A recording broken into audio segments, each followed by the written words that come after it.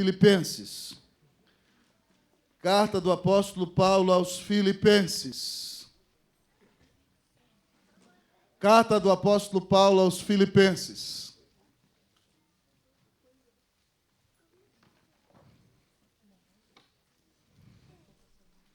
Filipenses, capítulo 1. Nós vamos ficar em pé, nós leremos a partir do versículo 27. Carta do apóstolo Paulo aos Filipenses, capítulo 1. Nós leremos a partir do versículo de número 27. Quem encontrou pode dizer amém. Amém. É fácil de achar Filipenses. Vamos lá. Assim diz a palavra de Deus. Filipenses, mas eu não ouvi todo mundo dizer amém. Quem encontrou, diga amém. Amém. Que bom, o povo encontrou e tomou café. Aleluia. Diz assim a palavra, Filipenses 1, de 27 em diante. Leamos todos de uma só voz, amados irmãos, esse texto da palavra de Deus. Vivei acima de tudo, por modo digno do evangelho de Cristo, para que eu indo ver-vos ou estando ausente, ouça no tocante a vós outros, que estáis firmes em um só espírito, como uma só alma, lutando juntos pela fé evangélica, e que em nada estáis intimidados pelos adversários, pois o que é para eles prova evidente de perdição, é para vós outros de salvação, e isso da parte de Deus, porque vos foi concedida a graça de padecerdes por Cristo, e não somente de crerdes nele, pois tendes o mesmo combate que vistes em mim, e ainda agora ouvis que é o meu. Amém. Vamos orar. Feche os seus olhos. Tiago, me dá mais um pouquinho de retorno aqui, querido. Por favor, deixa eu virar esse retorno para mim. Vamos orar ao Senhor. Pai, nós nos humilhamos diante da Tua santa e excelsa presença. Senhor, Tu és Deus. Ó Pai, Tu és santo. Quem somos nós diante do Senhor? Quem somos nós para nos dirigir ao Senhor? Pai, nós somos pecadores, ó Pai, e as nossas obras muitas vezes apagam o Teu Espírito e entristecem o Espírito do Senhor.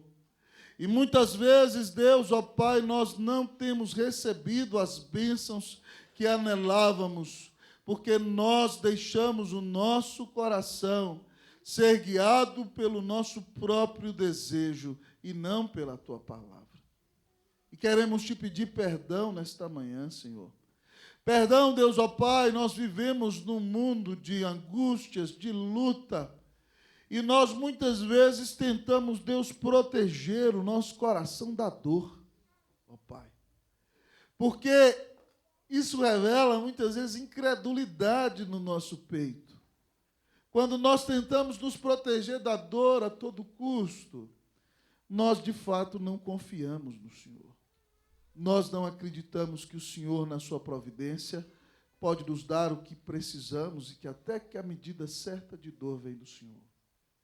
Então, Deus, perdoa os pecados da Tua noiva nessa manhã. Perdoa-nos, Deus, e ajuda-nos a viver o Evangelho corretamente. Ó Deus, eu Te peço, em nome do Senhor Jesus. Amém. Assentai-vos.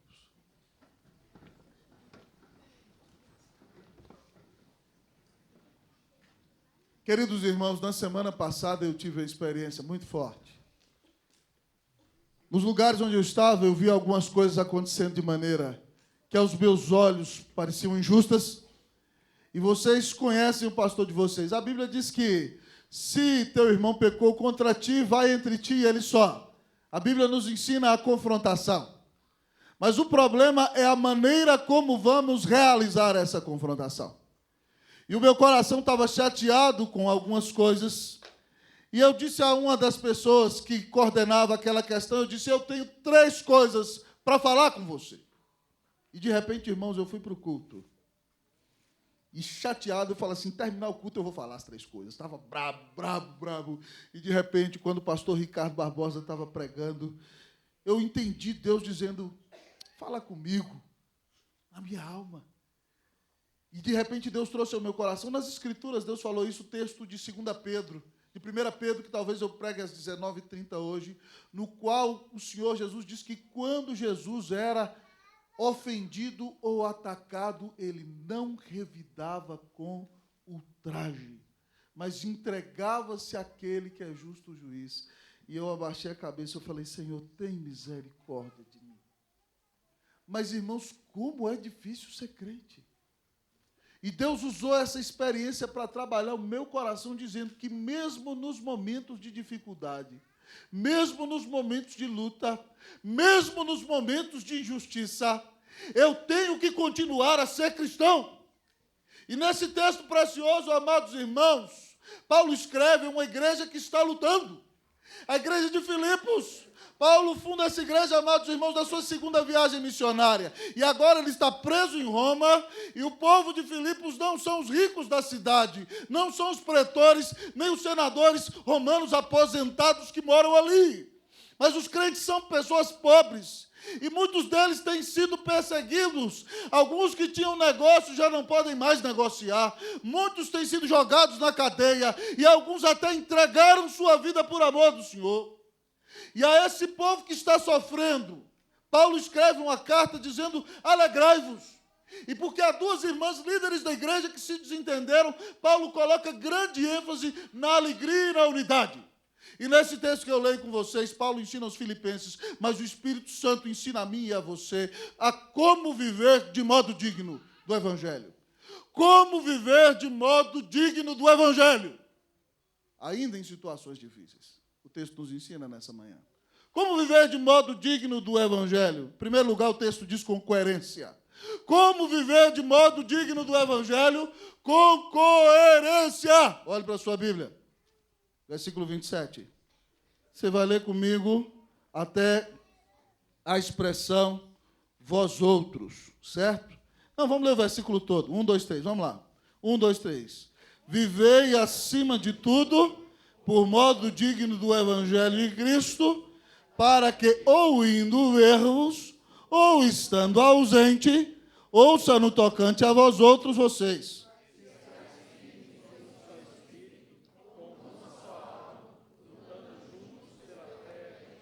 Paulo diz aos filipenses o seguinte, irmãos, vivam de modo digno do Evangelho.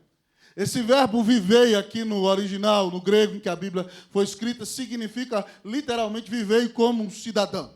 Se você fosse traduzir literalmente, ia dizer o seguinte, se a gente pudesse criar esse neologismo, cidadanizai, certo? Viva como um cidadão do reino, no reino deste mundo. De maneira digna, viva de acordo com o Evangelho de Jesus. Como, em primeiro lugar, Paulo diz, com coerência, porque ele diz o seguinte, para que ou eu indo ver-vos, ou estando ausente do tocante a vós outros, permaneçais firmes. O que Paulo está dizendo? Que a gente não tem que ser crente só na vista do nosso pastor, que a gente não tem que ser crente só no dia que a gente vem à igreja, que a gente não tem que ser crente só quando a gente está com os irmãos, mas que quando a gente sai da presença dos irmãos, quando a gente está no meio dos incrédulos, nós ainda somos cidadãos do reino. Então, se você, meu irmão, quer viver como um cidadão do reino de Deus, você precisa ser coerente. E Paulo repete o tema na carta. Quando ele diz a esse povo que eles tinham que viver, amados irmãos, desenvolvendo a sua salvação, olha o que ele diz no versículo 12. Olha aí comigo. Presta atenção no versículo 12 aí. Você vai ler comigo, vamos lá? Vamos lá, 1, 2, 3. Assim, pois, todo mundo comigo, vamos lá, 12. 1, 2, 3, vamos lá, acorda. Aleluia! Assim, pois, amados meus, como sempre, não só na minha, porém muito mais agora na minha, desenvolvei a vossa salvação com temor e tremor. Coerência. A gente tem que ser crente na igreja e fora dela. Meu irmão, não adianta você ser piedoso aqui e ser um salafrário no seu trabalho. Não adianta você dar uma de crente e dentro de casa você é um bruto com a sua mulher. Um atopeiro, um brucutu. Não adianta. A vida cristã é caracterizada por coerência. Então eu quero convidá-lo a fazer uma análise da sua vida. Quem é você quando você está sozinho? John Owen dizia que um homem é o que é quando ele o é na presença de Deus de joelhos. Quem é você quando você está só? Quem é você quando você não está na vista do seu pastor? Quem é você quando você não está com a sua esposa ou com o seu esposo? Quem é você? Você vive de maneira coerente o Evangelho de Jesus? Você é homem de uma palavra só? A sua conversa é a mesma? Ou você é um inconsistente? Você é um incoerente? Você nem sequer se abre para viver a palavra. Que Deus tenha misericórdia da sua vida. Irmão, isso é muito sério. Eu me lembro da história agora daquele menininho que certa feita ele estava andando dentro de casa, certo, pequenininho, e era como um furacão, jogava uma coisa para lá e a mãe dele dizia, menino, senta. E ele não sentava, e jogava uma coisa para lá, menino, senta. E ele não sentava, e ele, menino, senta, senão eu vou te castigar. E ele jogava uma coisa para o lado. Aí ela pegou a sandália, deu uma chineladinha na parte protuberante que Deus fez para isso, aleluia! De repente, então, ele foi, sentou e virou e falou assim, por fora eu estou sentado, mas por dentro eu estou em pé. A gente ri, mas muitas vezes você faz desse jeito. Coração rebelde. Obedece externamente para não sofrer as consequências, mas o seu coração está longe do Senhor por dentro. Eu quero lhe perguntar, meu irmão, você tem sido coerente? Você dá testemunho do Evangelho de Jesus? Presta atenção aqui, em nome de Jesus. É Deus que está falando com você, não sou eu, não. Presta atenção. Lutero dizia o seguinte, quando você ouve a mensagem, a voz é do pastor, mas quem está falando é o Senhor. Ouça o Senhor! Que Deus faça de você alguém coerente em nome de Jesus. Amém, meu irmão? Que você seja um santo marido, que você, dona, não seja aquela goteira dentro de casa. Que o seu marido só quer ficar fora o tempo todo. Que você, filho, obedeça na igreja e obedeça fora. Porque para viver de modo digno do Evangelho, a gente tem que ser coerente.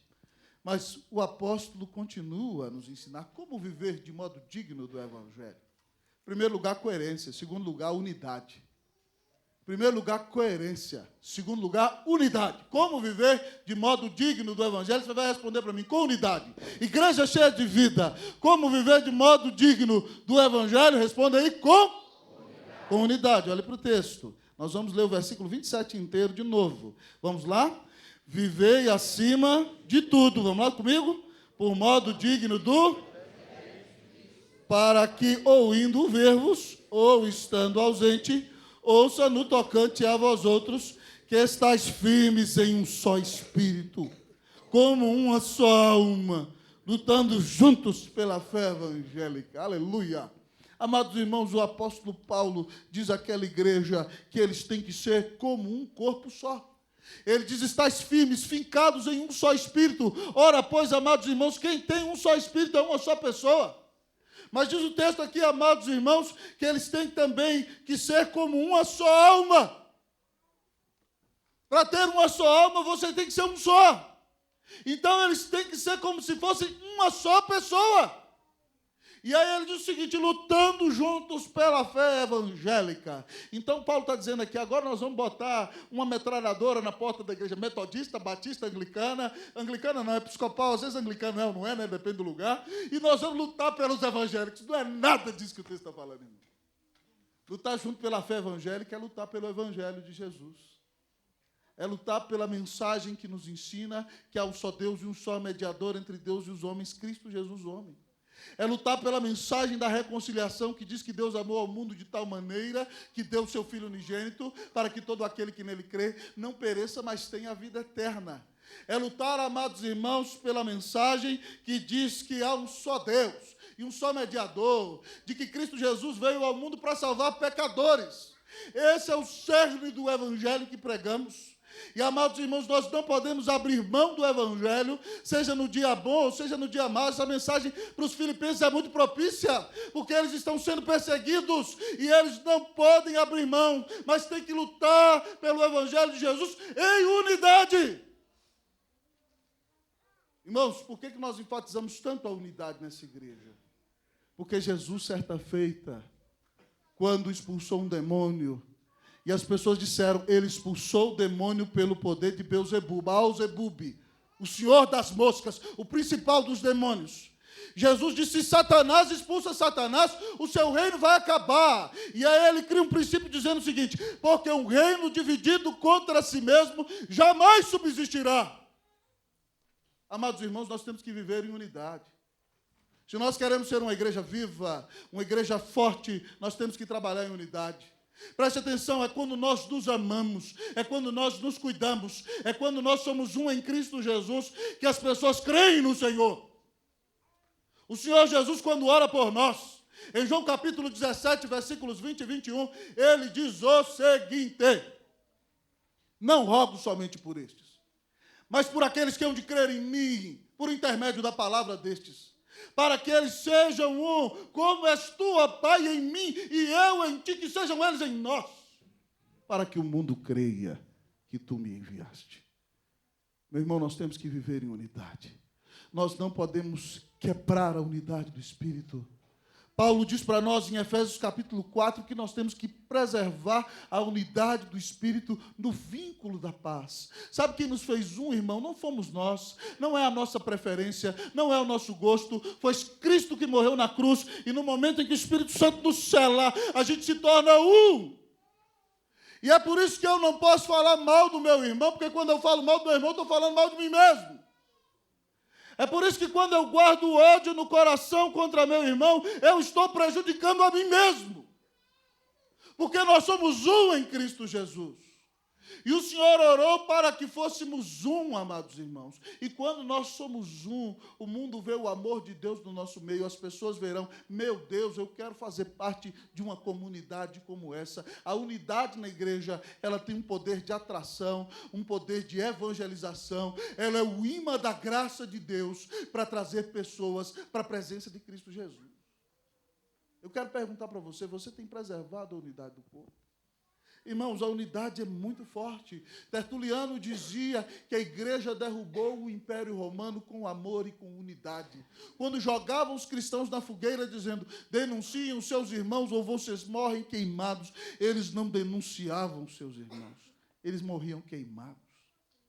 E o Império Romano sucumbiu diante da unidade e do amor que havia na igreja de Cristo Jesus.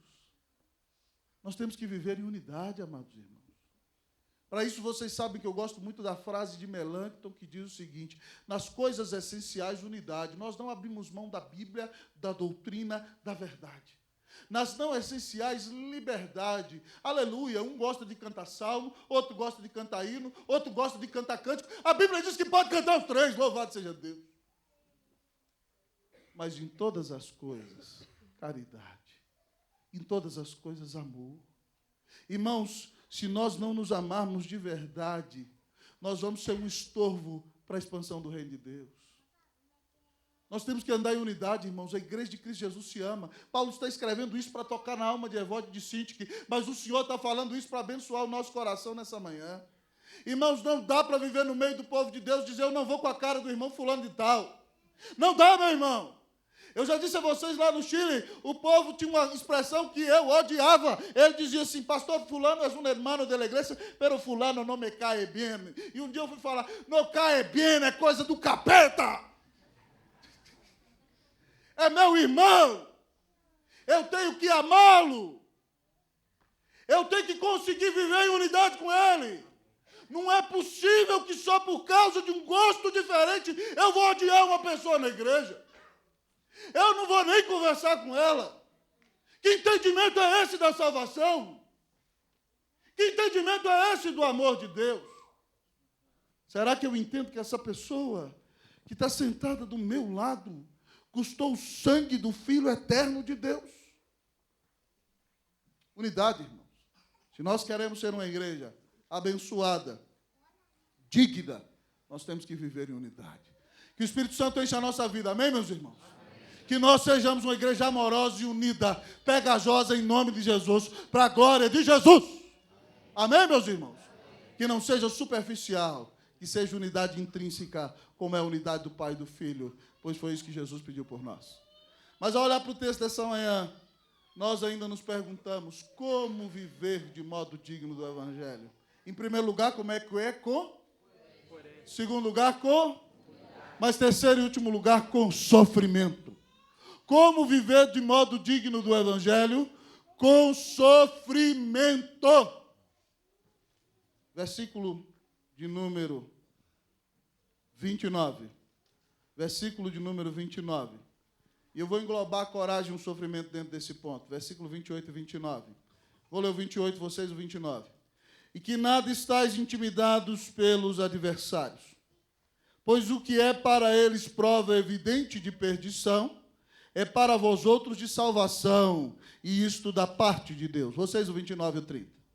Porque vos foi concedida a graça de padecerdes por Cristo, e não somente de creres nele, pois tendes o mesmo combate que vistes em mim, e ainda agora o veis.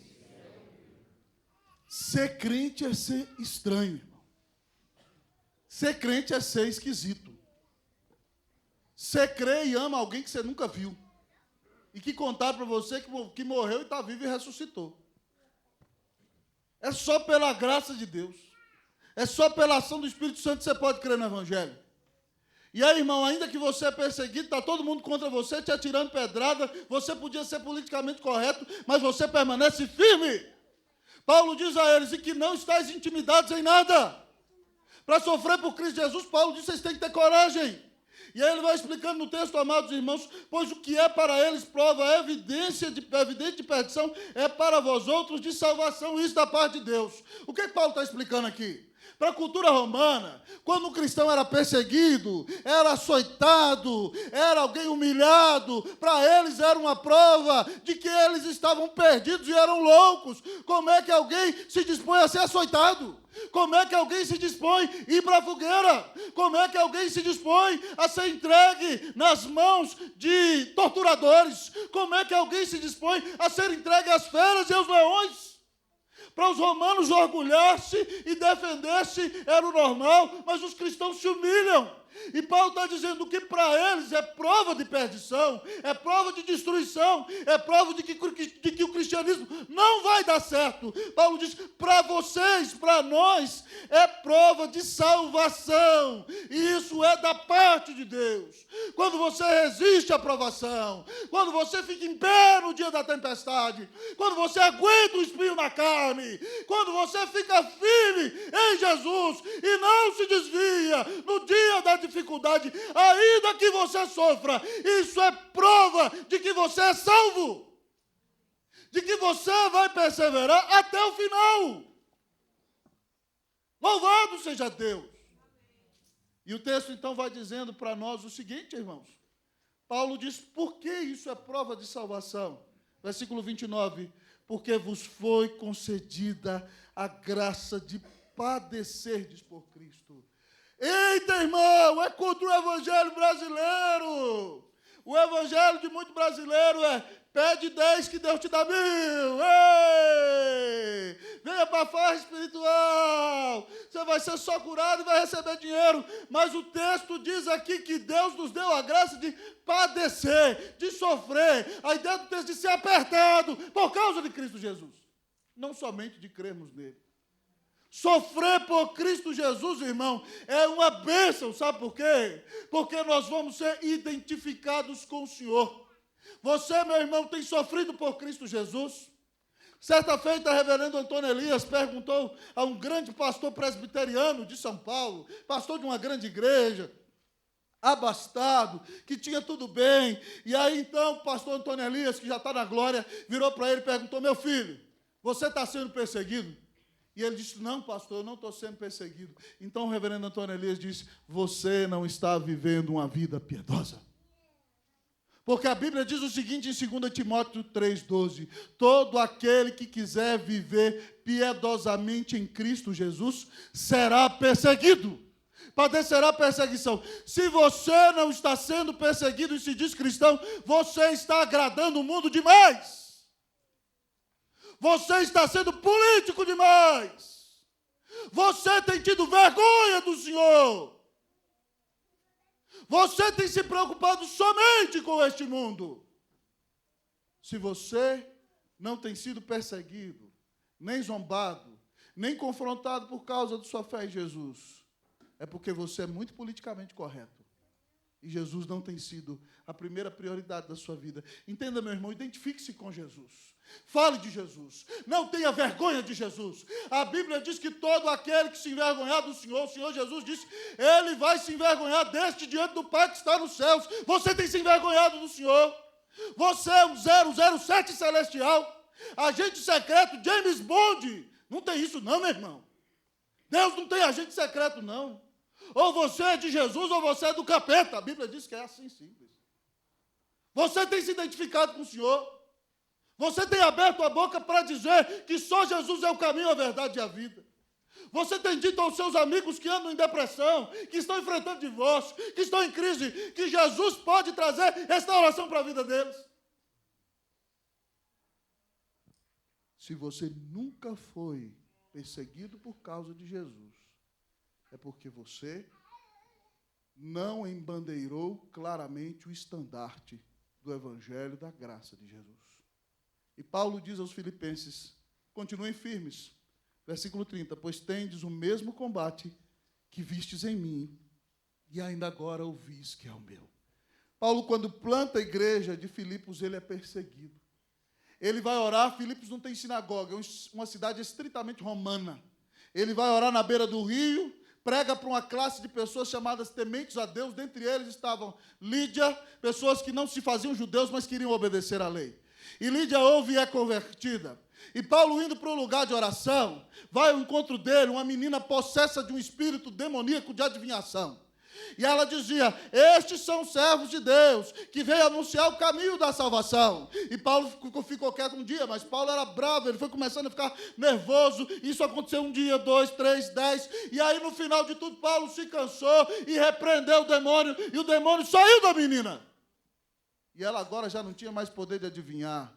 E os donos dela perderam o lucro. Então eles levam Paulo e Silas perante os pretores. E eles são açoitados com varas, jogados na cadeia, louvam ao Senhor à noite. O cárcere se abre. O carcereiro vê o cárcere se abrindo diante do terremoto, toma uma espada e vai se matar para não ter a desonra de ter perdido os presos. E quando ele vai fincar a espada no peito, Paulo grita, não te faças nenhum mal, todos aqui estamos. E aquele homem entra tremendo. E Paulo açoitado ali, irmãos, tendo sangrado, sofrido. E aquele homem pergunta, o que eu posso fazer para ser salvo? Paulo diz, crê no Senhor Jesus e será salvo tu e tua casa. E ele creu que Jesus é o Filho de Deus, o seu Salvador pessoal. E ele foi batizado e toda a sua casa, inclusive as criancinhas, como João Pedro foi batizado hoje. Louvado seja Deus, meu irmão.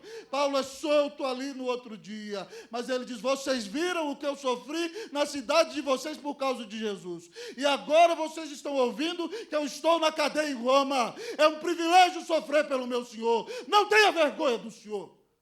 Sofra por causa do nome do Senhor. Você não sofre para adquirir salvação. Sofrimento redentor foi só o de Jesus. Mas você sofre por causa da proclamação. Porque você se identifica com o nosso Salvador, que é Jesus. Ao olhar para esse texto dessa manhã, meu irmão, eu quero lhe perguntar, você tem vivido de modo digno do Evangelho de Jesus?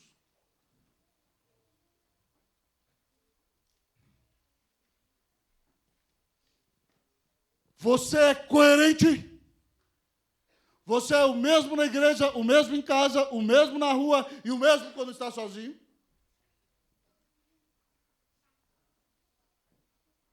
Você ama o rebanho?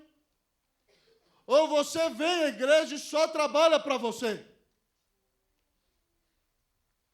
Você faz parte da equipe de professores da escola dominical, mas traz dentro de si um espírito de competição para dizer que a sua aula é melhor?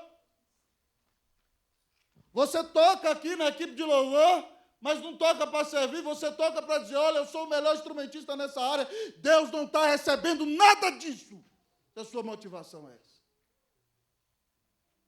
A gente faz as coisas por amor ao Senhor, irmãos, e por amor aos irmãos. A gente tem que preservar a unidade do corpo. Você, meu irmão, tem se identificado com Jesus? Você é forte e corajoso como Josué? Você fica firme ainda no dia da tempestade? Meu irmão, eu quero te lembrar que naquele dia da cruz o Senhor não titubeou. Ele estava ali no Getsemani transpirando sangue, sentindo o cheiro de fogo, de enxofre do inferno que cairia sobre ele na cruz. E ele diz: Pai, se possível, passa de mim esse cálice, mas se faça a tua vontade, não a minha. E ele vai à cruz, e quando grita, está consumado, ele paga o seu pecado e o meu. Se você crer em Jesus, você será salvo. Que você olhe para o seu Senhor, e que você persevere.